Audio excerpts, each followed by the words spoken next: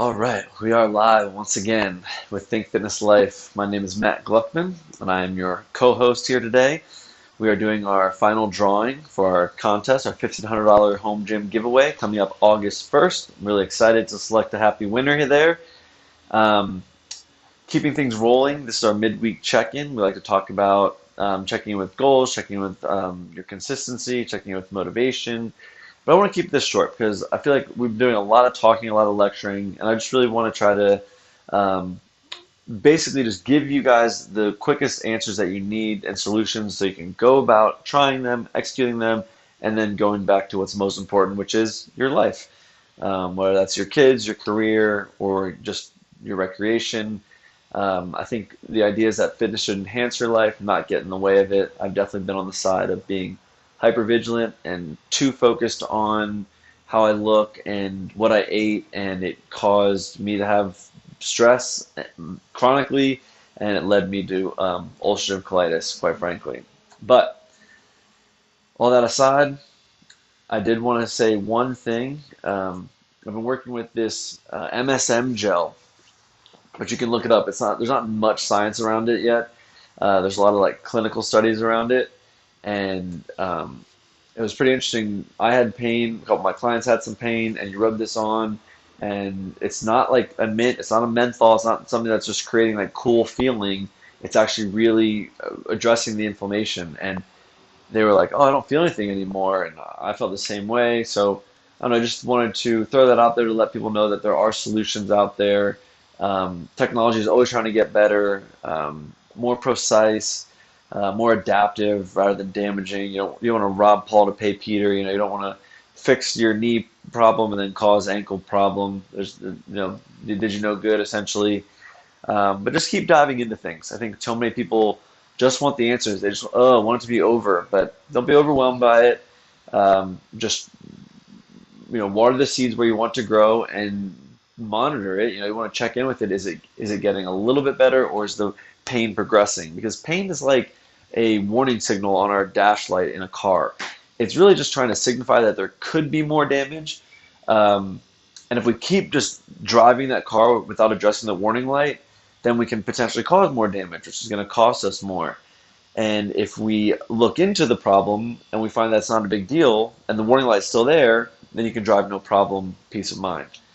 Along with that, I've spent a lot of time working with people's shoulders recently to correct their posture. Our head is our eyes, get this sensory input, and then through our peripheral nervous system, through our brain stem, down from our neck is our peripheral nervous system. So it's like information in, information out, and it's happening so rapidly in terms of calculating where we are in space and how to move accordingly so we don't fall over, right? Because walking is just a controlled fall. So when we can improve our posture of our head and how it sits and how our neck sits on our shoulders and how our shoulder blades sit on our rib cage and then how our core supports everything else up, then we can have a more fluid S in our spine and a better balance between forces throughout our system. If I'm so forward leaning, then something else has to kick back so that I'm able to hold a center of mass. So usually what happens is my hips go out of position. So when I can put my head back, usually my hips start to sit right under me. I can feel my glutes again. I feel my pelvic floor, and it makes me feel my core. So just doing something as a scap retraction back, you can try laying on the ground and just peeling your chest off the ground, almost like you're flying, trying to hold that position, squeezing those shoulder blades back. Again, it's going to really help open up your chest, create this thoracic expansion, this chest cavity up here. And you want to breathe, because breathing is so critical, or lack thereof. Lack thereof proper breathing can lead to more movement patterns and bad muscle firing later on. Because the number one predictor of injury is previous injury. Number two of injury is muscle imbalance. And the way we breathe can lead to those imbalances. And we already have natural asymmetries in the body, so we have to kind of work to make up for that. And yes, I understand some trainers would be like, oh, you need to move in all three planes of motion. Well, guess what? If I'm doing with a barbell and I'm squatting, deadlifting, pressing, I'm moving in all three planes of motion because my body has to use its vestibular system, which is like an XYZ graph in our little inner ear to balance us and figure out where we are in space, and it has to stabilize. It's not just one or the other, forward and back. That's why we don't like, as trainers, we don't like Smith machines necessarily, because it eliminates really two of those axes, right? It eliminates the tilt side to side and eliminates forward and back. It's just tracking up and down. So with that being said, I'll give you guys the first promo code. We're going to keep it short this Wednesday.